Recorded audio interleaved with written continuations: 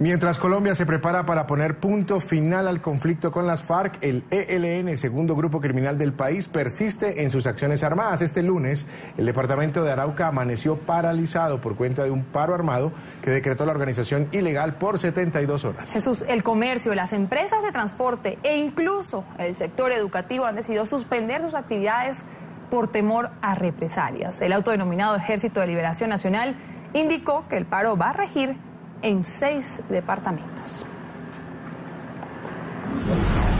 Paralizado amaneció el departamento de Arauca. El transporte intermunicipal, público y particular es nulo debido al paro armado que anunció el ELN. El 90% del comercio en Arauquita, Saravena y Fortul está cerrado. Incluso las clases fueron suspendidas.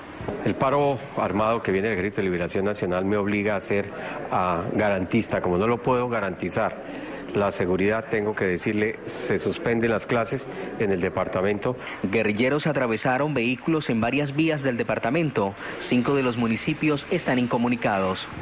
No me dejaron pasar unas ambulancias y pidiéndole al ejército para que me ayuden a trasladarlo hacia la ciudad de Arauca. 3 motos que transitaban en Saravena fueron quemadas. Tras un consejo de seguridad, las autoridades aumentarán la presencia militar en los puntos más neurálgicos del departamento y protegerán las caravanas de carga y pasajeros. Vamos a saludar en Montería, Colombia, a Daniel Cabrales. Él es senador por el partido opositor Centro Democrático. Senador Cabrales, un buen día y gracias por acompañarnos aquí en la mañana de NTN 24. Muy buenos días a todos ustedes. Un saludo especial, Karen, a ti y a Jesús. Senador, yo quiero comenzar preguntándole por, en realidad, ¿por qué está sucediendo esto en 6 departamentos de Colombia? No es una zona pequeña, estamos hablando de 6 departamentos. Y ayer escuchábamos al presidente Juan Manuel Santos cuando entregaba ese reporte de las primeras 2 semanas de cese al fuego definitivo y bilateral con las FARC, decir, hemos comprobado lo que es vivir en paz. Le pregunto, tomando en cuenta este paro armado que ha anunciado y que ha iniciado ya el ELN, ¿se puede hablar realmente que Colombia lleva 2 semanas en paz? Bueno, lo preocupante es que el presidente, primer mandatario de un país, se crea sus propias mentiras, ¿no? Eso es muy grave para el país. Lo cierto es que, como lo ha dicho el fiscal general de la Nación, el combustible de la criminalidad en Colombia, del terrorismo en Colombia, es el narcotráfico. Hace años teníamos 43.000 hectáreas de coca en el año 2011-2012 y hoy tenemos casi 200.000 hectáreas de coca, que es el combustible de estos grupos criminales y de este grupo criminal que es también el ELN. El ELN anuncia un paro armado en 6 departamentos del país, pero en otras partes del país donde no anuncian paro armado porque no es la conmemoración de los años de un grupo, de un frente guerrillero de ellos, sino que simplemente hacen un asocio con la FARC. Y eso es lo que existe hoy en día. Se cambian el brazalete simplemente para el ELN y el ELN es ya hoy se convierte en el brazo armado de la FARC, que el presidente Santos se crea su propia mentira. Para nosotros es muy grave el deterioro de la seguridad que se viene denunciando desde hace mucho tiempo.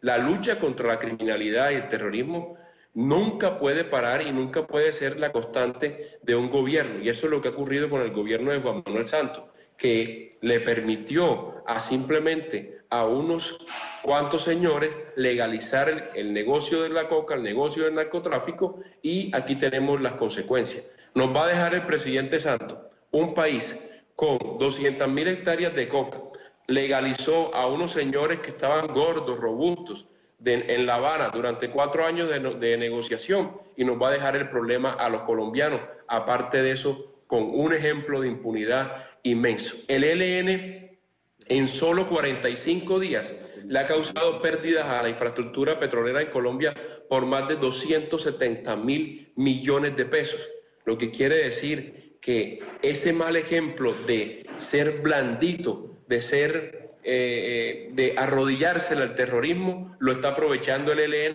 con efectivos y miembros de la FARC. Senador, con los buenos días, y mucho se menciona en algunas regiones de Colombia ese tema que ya usted también lo trajo a colación, el cambio o el supuesto cambio de brazalete de las FARC al ELN. ¿Qué tan cierto o qué probabilidades de que eso esté sucediendo hay en este momento en Colombia? Todas, mire, hace 15 días en el departamento de Córdoba, mi departamento, que ha sido un departamento que ha sufrido todas las épocas de la violencia, y pongo este ejemplo para utilizar donde yo vivo, donde yo habito. Este departamento, el defensor del pueblo del departamento, el doctor Castilla, hace 15 días denunció que aquellos sitios donde había presencia histórica de la FARC estaban siendo tomados por la guerrilla del ELN. Cuando aún la FARC no se movilizan a los campos, a las zonas de concentración o a las zonas de campamento, veredales, como ellos las han llamado, no se movilizan a esa zona, entonces ya se dice que el ELN entró a esa zona. Eso es totalmente falso, simplemente ahí hay un cambio de brazalete, entró un asocio por el cultivo de coca, por el narcotráfico, inmediatamente dejan que otro grupo entre. Como este grupo va a desaparecer en la palabra, en el nombre de FARC, ahora se va a llamar simplemente ELN, pero los cultivos de coca van a seguir, los secuestros van a seguir, con la infraestructura petrolera. Y Colombia va a seguir inmerso en una inseguridad que es una amenaza de terrorismo, donde Colombia tiene que garantizarle por mandato constitucional la seguridad a todos los colombianos. Senador, así que sí. Yo quiero preguntarle precisamente por eso, porque cuando uno escucha que suspendieron las actividades educativas, que suspendieron las actividades comerciales en algunas de estas zonas, de estos 6 departamentos que el ELN, en los que el ELN anunció paro armado, la pregunta que uno se hace es entonces, el gobierno no tiene control sobre estas zonas, si se ve obligado a suspender este tipo de actividades, pues simplemente es el reconocimiento que no tiene control y que está a merced de este tipo de organizaciones. Por supuesto, es que miren, yo lo dije al principio de la entrevista, el combustible de estos grupos terroristas es el narcotráfico. Mientras el narcotráfico aumente descomedidamente, como ha aumentado en los últimos años en Colombia, estos señores van a tener muchísima más actividad o capacidad criminal, porque de ahí se financia. Y el presidente Santos se cree sus propias mentiras. Entonces, desmoraliza a la fuerza pública, desmoraliza a los militares en Colombia. Del otro mano se le está diciendo al presidente Santos que hace mucho tiempo, cuando él entró en una FARC simplemente cambiaba el brazalete de FARC y se ponía el ELN para el actuar criminal. El ELN era un grupo muy reducido en el año 2010, cuando el presidente Uribe deja el poder, y ahora vemos un ELN robusto, grande, con capacidad criminal para sitiar 6 departamentos, para supuestamente ocupar inmediatamente unos terrenos de la FARC o unas zonas de la FARC donde ni siquiera han desocupado o se han ido a las zonas de concentración. El presidente Santos tiene que creerle a la comunidad colombiana y dejarle de creer a unos terroristas que han desangrado el país. Ese ha sido el problema de este país, de este acuerdo de paz con la FARC. Nos han metido y nos han hecho creer a los colombianos que o es la paz o es la guerra, y así no es. Colombia quiere paz, todos queremos la paz, pero no podemos brindarle una paz a merced, como usted lo dice, de dejar a los colombianos desprotegidos, de dejar a zonas donde no había terrorismo, donde vuelva el terrorismo, donde sitien a un departamento, donde no puedan ir a la escuela, donde el comercio no se pueda abrir.